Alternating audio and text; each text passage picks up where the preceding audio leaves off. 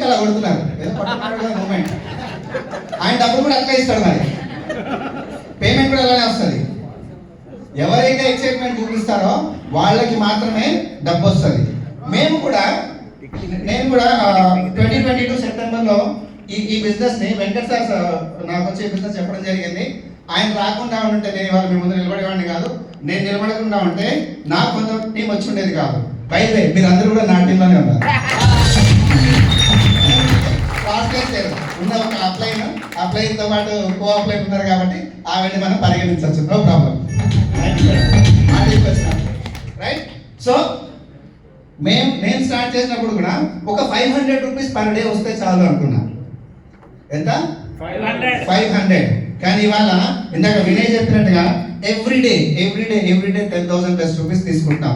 అలాంటి ఆపర్చునిటీ కేవలం మాకు అప్పుడు ఎలా ఉండిందంటే పర్ డే సీలింగ్ కేవలం 30,000 ఉండేది, 30,000 రూపాయలు సీలింగ్. కానీ ఇవాళ మనకి ఎంత ఓపెన్ అయింది? 47 lakhs పర్ డే. 47 lakhs. చాలా మందికి ఇదేదో చెప్తున్నారని అని అనిపించచ్చు, మాకు కూడా అలానే అనిపించింది. వెంకట్ సార్ వచ్చి ఈసారి ఒక మ్యాగ్నెటిక్ కిట్ ఉంది, మనం తీసుకొని వాడదాము, దీని వెనక బిజినెస్ ఉంది అని అంటే ఎంత సంపాదించవచ్చు అని ఆలోచిస్తే రోజుకి 5,000 అన్నారు. రోజుకి 5,000 పెడితే మేము ఎంత పెట్టుకున్నాము? 500 వస్తే చాలు అనుకున్నాం. ఇవాళ సారాన్ని అలానే అనుకున్నారు, 500 వస్తే చాలు. కానీ ఇవాళ ఆ 500 టార్గెట్ పెట్టుకుంటే ఆయన 3 కోట్ల పైన తీసేస్తున్నారు. 3 crores ప్లస్. బ్యూటీ ఏంటంటే అదే టార్గెట్ తో పెట్టుకొని ఇవాళ ఇండియాలో హైయెస్ట్ రెవెన్యూ పర్ మంత్ తీసుకునే వ్యక్తి మన ముందే ఉన్నాం.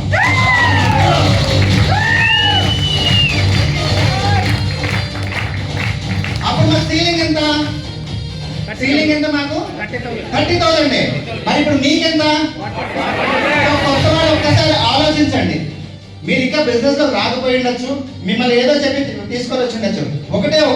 ఒక నిర్ణయం తీసుకోండి. మీరు ఇదేదో చెప్పారు, రకరకాలు వచ్చి మాట్లాడిన వాళ్ళు చెప్పింది విని భోజనం బాగుందని వెళ్ళిపోతే ఇంకొక ఫంక్షన్కి వచ్చి కూర్చుంటే ఏదో పెళ్లిలో ఎక్కడో కూర్చొని తింటారు.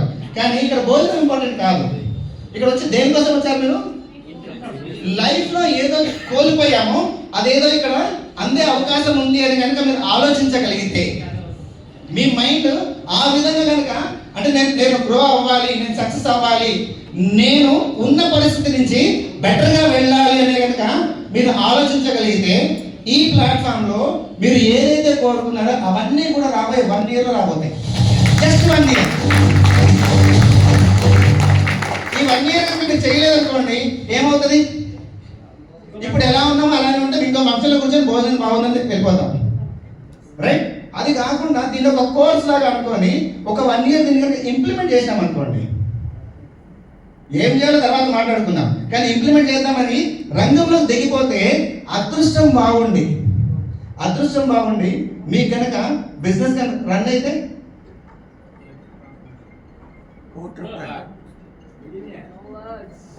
మాటలు లేవా, మాట్లాడుకోవడం లేవా?